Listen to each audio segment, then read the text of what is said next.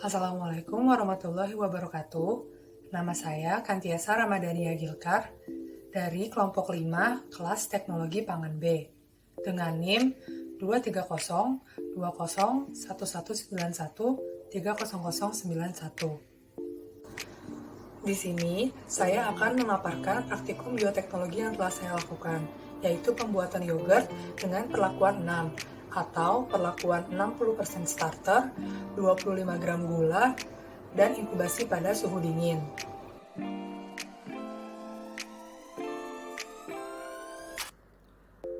Susu merupakan salah satu pangan hewani yang kaya akan berbagai zat bergizi, tetapi sifatnya mudah rusak. Harisma tahun 2017 berpendapat bahwa susu sangat mudah rusak oleh mikroba, sehingga perlu diberi penanganan dan pengolahan, salah satunya dengan cara fermentasi susu menjadi yogurt. Menurut Shaina et al. Tahun 2014, yogurt adalah minuman yang terbuat dari fermentasi susu, yang mana di dalamnya terdapat bakteri yang sangat menguntungkan, seperti Lactobacillus acidophilus, Lactobacillus bulgaricus, dan Streptococcus thermophilus, atau bakteri-bakteri asam laktat lainnya, sehingga yogurt sangat baik untuk kesehatan.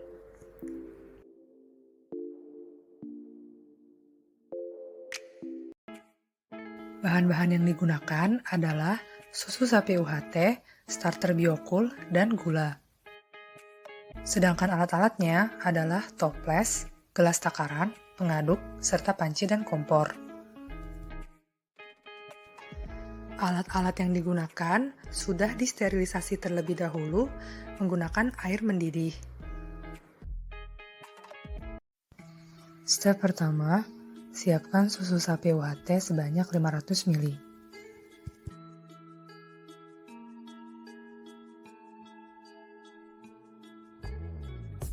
Step kedua, siapkan starter Biocool sebanyak 300 ml.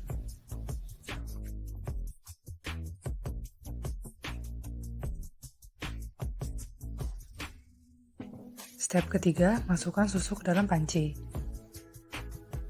Step keempat, masukkan 25 gram gula atau setara dengan 1,7 SDM.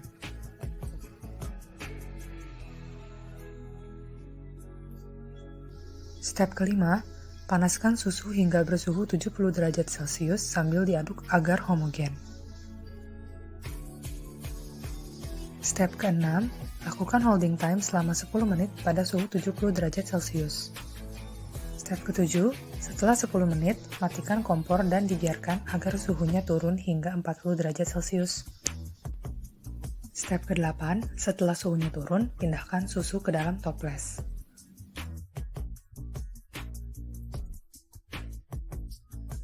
Step ke-9, masukkan starter ke dalam susu.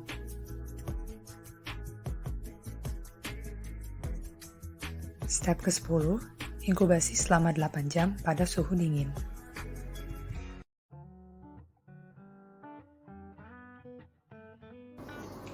Parameter pertama adalah warna.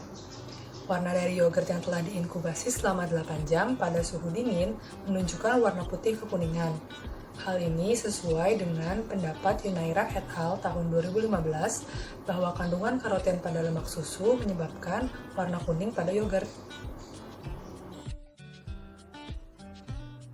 Pada video, terlihat yogurt yang telah diinkubasi selama 8 jam pada suhu dingin tidak jauh berbeda dengan sebelum inkubasi, yaitu masih belum mengental.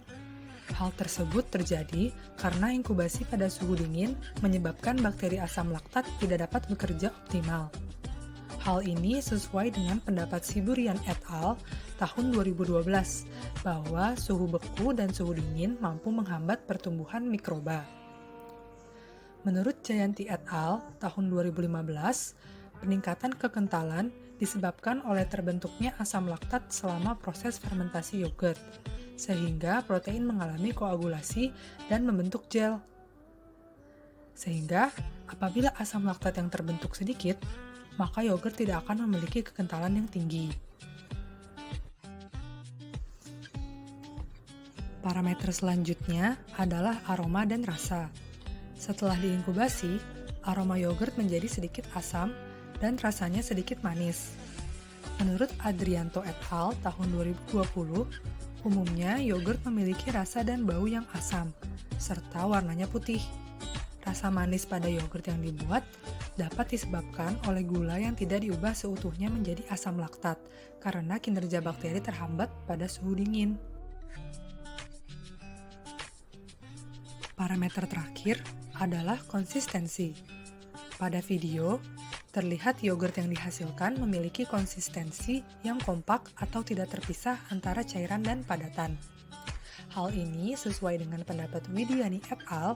Tahun 2017 bahwa yogurt yang baik adalah yogurt yang tidak terjadi pemisahan antara fase cair dan padat. Berdasarkan SNI tahun 2009 tentang yogurt, syarat mutu yogurt yang memenuhi standar adalah berwujud cairan kental hingga padat, berbau asam khas yogurt, rasanya asam, dan konsistensinya homogen.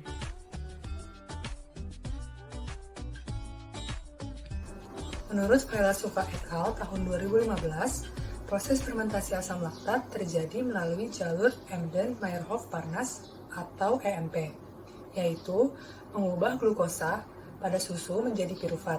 Kemudian dengan bantuan enzim laktat dehidrogenase diubah menjadi asam laktat. Berdasarkan pernyataan tersebut, maka semakin banyak gula pada media, maka asam laktat yang dihasilkan juga semakin banyak, sehingga kualitas yogurt yang dihasilkan juga semakin baik. Starter yang digunakan pada pembuatan yogurt kali ini adalah bakteri Lactobacillus dan Streptococcus. Hal ini sesuai dengan pendapat Rahman et al. Tahun 2015 bahwa umumnya kultur yang digunakan untuk membuat yogurt adalah campuran antara Lactobacillus dan Streptococcus. Pasteurisasi susu bertujuan untuk mematikan mikroba merugikan pada susu. Hal ini sesuai dengan pendapat Hanum dan Waniati tahun 2015 bahwa pasteurisasi membunuh bakteri pembusuk dan perusak, serta meningkatkan mutu susu. Begitu juga dengan sterilisasi peralatan. Menurut Meliawati tahun 2012, sterilisasi bertujuan untuk membunuh semua bentuk mikroba hidup pada peralatan yang disterilkan.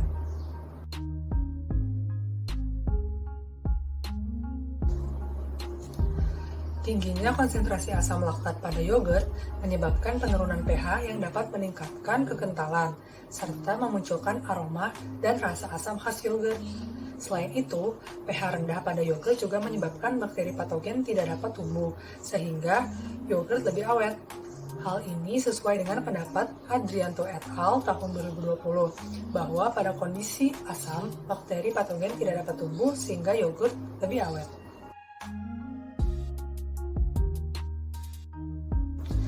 Faktor-faktor yang mempengaruhi proses fermentasi terdiri dari suhu inkubasi, lama waktu inkubasi, serta jumlah substrat.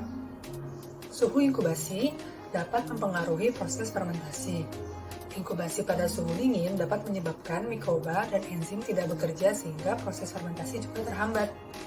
Hal ini sesuai dengan pendapat Farahita et al. Tahun 2012 bahwa pertumbuhan mikroba dan aktivitas enzim terhambat pada suhu dingin.